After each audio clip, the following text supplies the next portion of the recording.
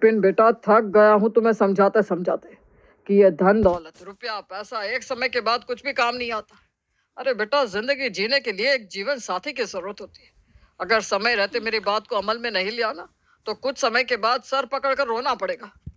और देखो बेटा, हम माँ बाप का फर्ज है कि हम तुम्हें सही और गलत समझाएं। बाकी अगर तुम्हें अपने पैरों पर कुल्हाड़ी मारने का इतना ही शौक है, तब तो कोई कुछ नहीं कर सकता।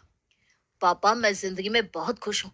जब मन करता है, जहाँ मन करता है, आता जाता हूँ। और वैसे भी आजकल शादी करना कोई जरूरी नहीं रह गया है। अरे, एक जिंदगी मिली है, इसको एंजॉय करना चाहिए। मुझे इस शादी नाम के पचड़े में फंसना ही नहीं। मैं आज तक एक भी ऐसे आदमी से नहीं मिला जो मुझसे ये कह सके कि शादी के बाद वो बहुत खुश है। हर कोई शादी करके रोता ही रहता है। जब शादी करके पछताना ही है, तो मैं बिन शादी के पछताने को ज्यादा प्रेफर करूंगा। तेरी बात के हिसाब से तो बेटा, मैंने और तेरी माँ ने भी शादी करके गलती कर दी। और इस गलती का परिणाम हो तुम, क्योंकि तुमने तो तभी जन्म लिया ना जब हमने शादी की। हर कोई तुम्हारी तरह सोचने लगेगा तो ये दुनिया तो जैसे रुक ही जाएगी। मैंने और तेरी माँ ने सारी जिंदगी तुझे अपनी जिम्मेदारी समझा। अपना सारा जीवन तुझे पढ़ाने लिखाने और पालन पोषण में बिता दिया। हम तो अपना जीवन कभी एंजॉय ही नहीं कर पाए। इस हिसाब से हमारा जीवन तो व्यर्थ हो गया ना बेटा। पापा, आपसे बहस करने में कोई नहीं जीत सकता। लेकिन आपको भी मेरे फैसलों की रिस्पेक्ट करनी चाहिए। अगर मैं शादी नहीं करना चाहता तो बस नहीं करना चाहता। अब क्यों हाथ धोकर मेरे पीछे पड़े हैं? ये बिल्कुल सिंपल सी बात है। आपको शादी करनी थी, आपने की। मुझे नहीं करनी तो मुझे मेरे हाल पर छोड़ दीजिए पापा। अनुराग कश्यप दवाइयों की एक बहुत बड़ी कंपनी के मालिक थे। करोड़पति आदमी थे, घर में धन दौलत की कोई कमी नहीं थी। उनका इकलौता बेटा था विपिन। बचपन से ही बहुत लाड़ प्यार से पाला था कश्यप जी ने उसे। लेकिन एक गलती कर दी। बेटे के प्यार में अंधे होकर उन्होंने कभी दूसरी संतान के बारे में नहीं सोचा। और इसी बात का परिणाम रहा कि जरूरत से ज्यादा प्यार और आजादी मिलने के कारण विपिन जिद्दी और बदतमीज हो गया। मैं तो कहती हूँ, कोई लड़की देखकर जबरदस्ती फेरे करवा दो इसके। लक्षण देख रहे हो अपने बेटे के? अब नहीं तो क्या बुढ़ापे में शादी करेगा ये? हमारी कही एक भी बात इसके दिमाग में जाती ही नहीं है। अरे भाग्यवान, विपिन क्या कोई दूध पिता बच्चा है कि पकड़ कर उसके फेरे करवा दो। और शादी कोई गुड्डे गुड़ियों का खेल नहीं होता। इसकी शादी जिस लड़की से होगी ना, जीवन भर के लिए बंध जाएगी वो इसके साथ। अपने बेटे को देख रही हो, माँ बाप के साथ तक तो बात करने की उसको तमीज नहीं है। दूसरे घर से आई हुई लड़की का जीवन मैं इस तरह से खराब नहीं कर सकता। और भाग्यवान शादी तभी चलती है जब लड़का लड़की की अपनी मर्जी उसमें शामिल हो। इस तरह से जबरदस्ती थोपने से रिश्ते नहीं बना करते। मैं क्या करूं जी, मैं भी तो मजबूर हूं ना अपनी ममता के आगे। कुछ समझ में ही नहीं आता, आखिर कैसे इसको समझाऊं। अरे, इसकी उम्र के लड़के कब की शादी करके बाप बन गए। फेसबुक पर अपनी पत्नियों के साथ फोटो लगाते हैं। हंसती मुस्कुराती तस्वीर देखकर मेरा तो सच्ची बड़ा जी जलता है। अरे भाग्यवान, दूसरों की खुशियां देखकर क्यों जलती हो तुम? अगर कुछ करना है तो अपने बेटे को सुधारो। उसके दिमाग में ये बात बिठाओ कि बस ऐसे बाप का पैसा उड़ाते रहने से जीवन नहीं चला करता। एक उम्र के बाद जीवन साथी की जरूरत होती है। जब जिम्मेदारियां नहीं होगी तो वो ऐसे ही बिन डोर की पतंग की तरह यहाँ वहां उड़ता फिरेगा। देखिए, हमें अपनी तरफ से प्रयास तो करने ही पड़ेंगे। मेरी एक सहेली है, उसकी बेटी है रीमा। बहुत खूबसूरत है, पढ़ी लिखी है। और कृष्णा कई बार विपिन के रिश्ते के लिए मुझसे बात भी कर चुकी है। मैं ऐसा करती हूँ, उन लोगों को घर पर बुला लेती हूँ। एक बार किसी तरह विपिन रीमा को देख ले, तो हो सकता है उसे लड़की पसंद आ जाए और उसके विचार बदल जाए। भाग्यवान, बहुत बड़ा रिस्क ले रही हो। अरे, इस तरह से किसी को घर में बुलाकर क्या क्या कर वापस लौटाओगी अगर तुम्हारा अड़ियल बेटा नहीं माना तो? देखिए जी, अब थोड़ा बहुत रिस्क तो हमें लेना ही पड़ेगा। लेकिन आप ये सोचिए ना, अगर आपके बेटे ने हाँ कर दी तो हमारी कितनी बड़ी दुविधा हल हो जाएगी।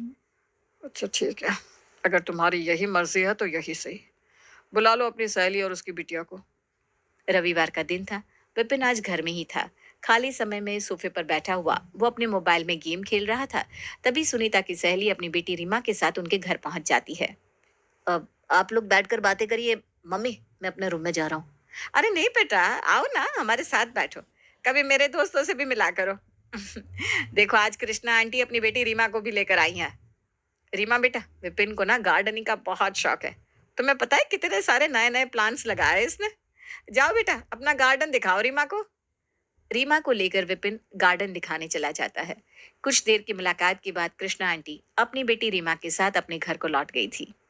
क्या था ये सब? और उस रीमा को मेरे साथ क्यों चिपका दिया? अरे ठीक है ना, बाद में चिल्ला लेना माँ पर। पहले ये बता, कैसी लगी तुम्हें रीमा?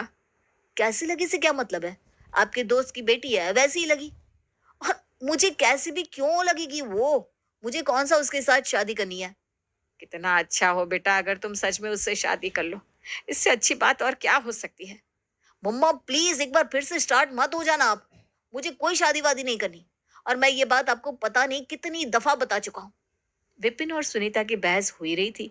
इतने में उसकी सहेली कृष्णा का फोन आता है। बच्चों की मुलाकात तो बहुत अच्छी रही सुनीता। रीमा की तरफ से इस रिश्ते के लिए हाँ है। बल्कि उसे तो विपिन बहुत ही पसंद आया है। अब बस तुम्हारी तरफ से हाँ होने का इंतजार है।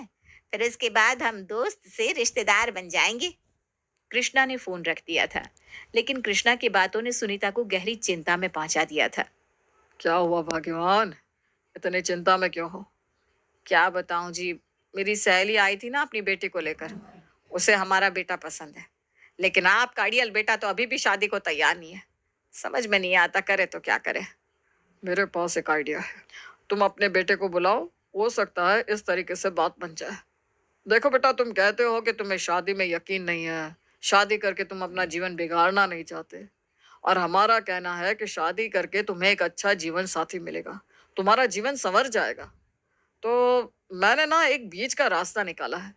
हमारे कहने से तुम रीमा से शादी कर लो, वो एक अच्छी लड़की है।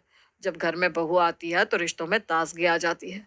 लेकिन फिर भी शादी के 3 महीने बाद अगर तुम्हें ऐसा लगे कि तुम रीमा के साथ अपना जीवन नहीं बिताना चाहते, तो तुम 3 महीने के बाद शादी को तोड़ सकते हो। कैसी बात कर रहे हैं पापा आप? अरे वो पढ़ी-लिखी एजुकेटेड लड़की है। हाँ, ठीक है, हमारे बराबर अमीर नहीं है वो लोग, लेकिन इसका मतलब ये भी नहीं है कि वो ये 3 महीने का बेहुदा कॉन्ट्रैक्ट, मैरिज वाला प्रपोज़ल एक्सेप्ट कर ले। अरे वो कभी नहीं मानेगी शादी के लिए। अपने बेटे की शादी कराने के चक्कर में आप स्वार्थी हो रहे हैं पापा। रीमा को मनाने की जिम्मेदारी हम दोनों की है। पहले तुम इस बात के लिए हाँ बोलो कि तुम्हें ये टर्म्स और कंडीशंस मंजूर है।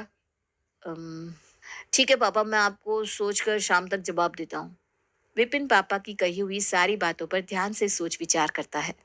ठीक है ना, कर ही लेता हूँ मम्मी-पापा के कहने से ये 3 महीने वाली कॉन्ट्रैक्ट मैरिज।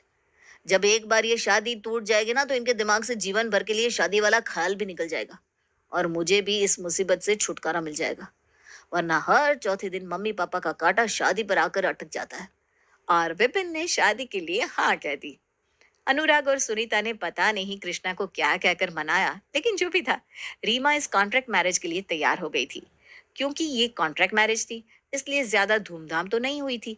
सादगी से दोनों परिवार मिलते हैं और घर में ही मंडप लगाकर दोनों की शादी कर दी जाती है। शादी के बाद सारी टर्म्स और कंडीशन पढ़ने के बाद रीमा कॉन्ट्रैक्ट पर साइन करती है। ये लो बेटा, रीमा ने इसके ऊपर साइन कर दिया है, अब तुम भी पढ़कर साइन कर दो। इसमें पढ़ने जैसी क्या बात है? आप ये बताइए साइन कहाँ करना है? विपिन ने पिता की बताई हुई जगह पर साइन कर दिया था, और इस तरह रीमा 3 महीने के लिए कॉन्ट्रैक्ट मैरिज करके कश्यप परिवार की बहू बन गई थी। शादी के अगले दिन, रीमा बेटा, तुझे नहीं पता, मेरे जिद्दी अड़ियल बेटे से शादी के लिए हाँ करके तूने इस माँ को कितनी बड़ी खुशी दी है। मुझे तो यही लगता था कि शायद विपिन की दुल्हन देखे बिना ही मुझे इस दुनिया से जाना पड़ेगा, लेकिन देखो, ऊपर वाले की मेहरबानी से कितनी सुंदर सुशील गुणी लड़की बहू बनकर हमारे घर आई है। और बेटा, मुझे ना पूरा यकीन है कि तेरे जैसी समझदार लड़की मेरे बेटे के विचार बदल देगी। रीमा को अपने सास ससुर से खूब आशीर्वाद मिल रहा था। सास सुनीता ने तो बहू को मुंह दिखाई में डायमंड का एक बहुत खूबसूरत सा सेट भी दिया था। वैसे तो तेरी खूबसूरती के आगे इन हीरो की चमक फीकी है, लेकिन फिर भी बेटा, ये तुम्हारे सास ससुर की तरफ से तुम्हारी शादी का तोहफा। ख्वाहिश तो हमारी थी कि बेटे की शादी में पूरे शहर को दावत में बुलाए, लेकिन तुम दोनों की शादी ऐसी परिस्थितियों में हुई, मजबूरी में हम ज्यादा धूमधाम भी ना कर सके। बस एक बार का 3 महीने का कॉन्ट्रैक्ट पीरियड बीत जाए बेटा, उसके बाद सारी दुनिया को अपनी बहू से मिलवाऊंगी मैं। ऐसा फंक्शन करूंगी कि पूरा शहर देखता रह जाएगा। मम्मी, आपकी ना ख़याली पुलाव पकाने की आदत गई नहीं। 3 महीने के बाद ना एक भी दिन नहीं देख पाएगी इसको आप इस घर में। पता नहीं क्या पसंद आ गया आपको इस लड़की में। तुम्हारे जैसी बेवकूफ़ लड़की मैंने आज तक नहीं देखी। अरे जो लड़का मुँह पर तुमसे कह रहा है कि उसे सिर्फ़ 3 महीने के लिए शादी करनी है, उसके बाद भी तुम बेवकूफ़ यहाँ पर दुल्हन बनकर चली आई। अपनी ज़िंदगी खराब करने का ज़्यादा शौक है तुम्हें? या फिर ये हीरो की चमक के आगे अक्कल तल पर पत्थर पड़ गया। वैसे समझ में आ गया मुझे, मेरे मम्मी पापा ने 2-4 करोड़ रुपए तुम्हारे आगे फेंके होंगे और तुम फटाफट शादी करने के लिए तैयार हो गई होगी।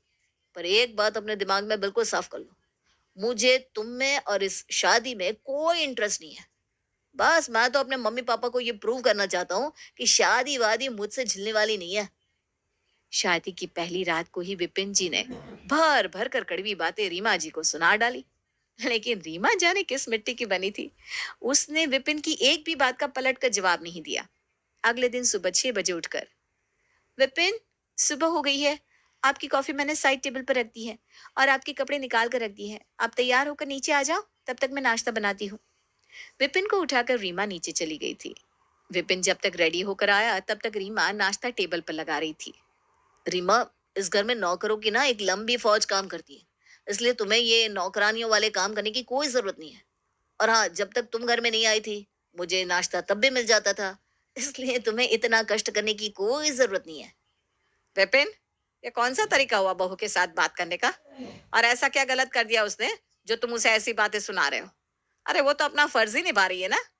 वो जानती है कि तुम करोड़पति बाप के बेटे हो, लेकिन उसके बाद भी नौकरों के हवाले काम छोड़ने के बजाय उसने अपने हाथ से तुम्हारे लिए चाय नाश्ता बनाया। प्यार से एक नजर उसकी तरफ देखना तो दूर, उसे ऐसी बातें सुना रहे हो तुम। कभी कभी तो मुझे अपनी परवरिश पर शर्म आ जाती है। माँ की बात सुनकर विपिन चुपचाप डाइनिंग टेबल से उठकर अपने ऑफिस के लिए निकल जाता है। माफ करना बेटा, अपने बेटे की बदतमीजी के लिए मैं तुमसे माफी मांगती हूँ। बस थोड़ा समय दो उसे। दरअसल परिवार में रहना तो उसने सीखा ही नहीं है।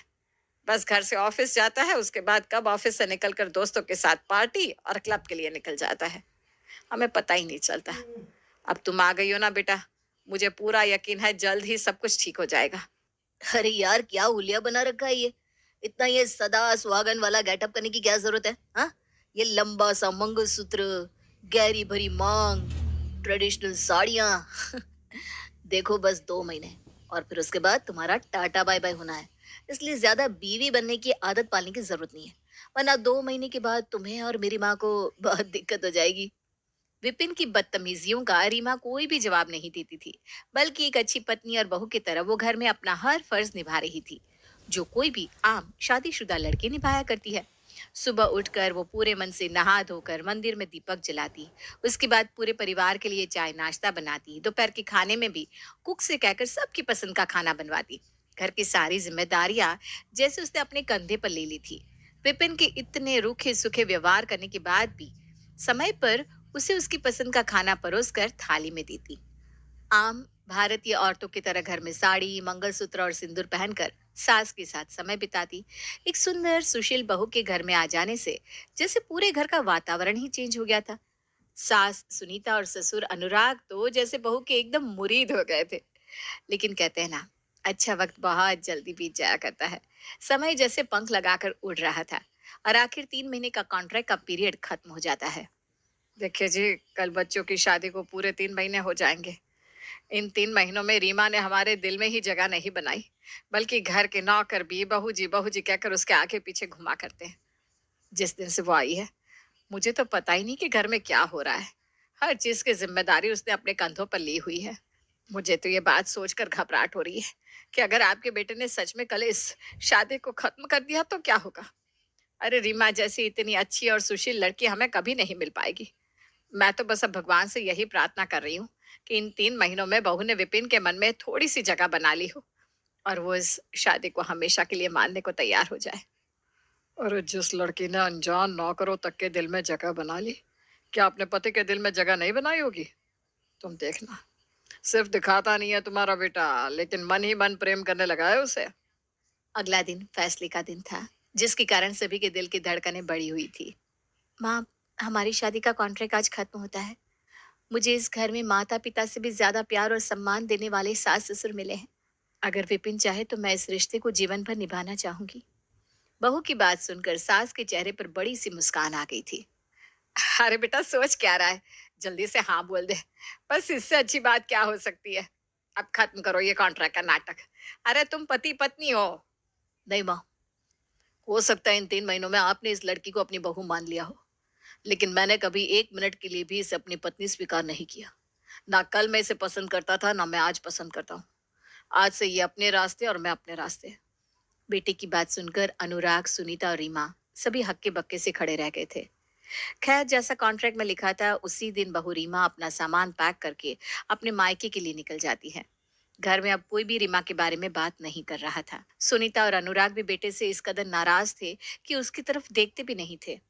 इधर विपिन को भी इतने दिनों में रीमा के साथ रहने की आदत हो गई थी। अब उसे कमरे में रीमा के सामान, उसकी बेडटी और अपने हाथों से बनाकर ऑफिस में भिजवाए टिफिन की याद आने लगती है। एक सप्ताह के अंदर ही विपिन को ये समझ में आ जाता है कि जाने अनजाने वाकई वो रीमा से प्यार करने लगा था। मैंने अपने पैरों पर बहुत बड़ी कुल्हाड़ी मार ली। रीमा के जाने के बाद मुझे समझ में आया कि वाकई अब मुझे उसके साथ रहने की आदत हो गई है। उसके जाने के बाद समझ में आया कि अब मैं कितना अकेलापन महसूस कर रहा हूँ। काश मैंने वो कॉन्ट्रैक्ट ना बनाया होता। इतना कहकर विपिन उदास हो जाता है। बेटा, तजुर्बे के मामले में ना अभी तुम बच्चे ही हो और हम तुम्हारे पाप हैं। हम जानते थे कि रीमा जैसी लड़की को कोई प्रेम ना करे, ऐसा हो ही नहीं सकता। इसीलिए शादी के कागजों पर साइन करते समय मैंने तुमसे 3 महीने का नहीं, जीवन भर के लिए कॉन्ट्रैक्ट साइन करवा लिया था। चिंता की कोई बात नहीं है, रीमा आज भी तुम्हारी पत्नी है। यह सब हमारे प्लान का हिस्सा था। लेकिन वो अपने मायके से यहाँ लौट कर तब तक नहीं आएगी जब तक तुम उसके घर जाकर नाक रगड़ कर उससे माफी नहीं मांग लेते। पापा की बात सुनकर विपिन अपनी गाड़ी की चाबी उठाता है और दौड़ते हुए रीमा के घर की ओर निकल जाता है।